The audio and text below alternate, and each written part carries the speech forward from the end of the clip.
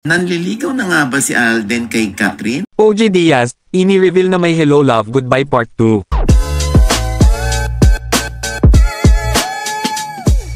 Matatandaan na ang Hello Love Goodbye na pinagbibidahan ni Alden Richards at Catherine Bernardo ay ang tinaguriang highest-grossing films bago pa ang pelikula ni Dingdong Dantes at Marian Rivera na Rewind.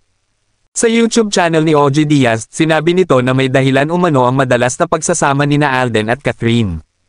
Matatandaang dumalo si Alden sa birthday ni Catherine sa Palawan at pinakilig pa ang marami ng sorpresahin ni Alden si Catherine sa kanyang birthday bash.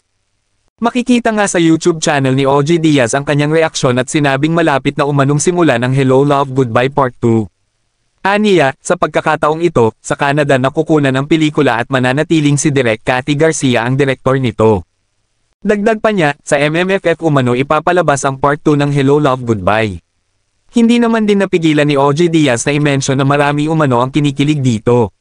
Nanliligaw na nga ba si Alden kay Catherine o nagpapaingay lang daw ang dalawa dahil nakatakda ng simulan ang kanilang Part 2 ng Hello Love Goodbye na this time ay sa Canada nakukunan with Direk Cathy Garcia pa rin ang mamamahala at ipalalabas daw sa MMFF. Ito nga't maraming kinilig, marami rin nang nabuisit, lalo ng Aldab fans na hanggang ngayon ay andun pa rin ang ilusyon na mag-asawa sina Alden at Maine Mendoza. At may anak pa araw ito. Kaya sisira pa raw ba ng pamilya si Catherine ngayon?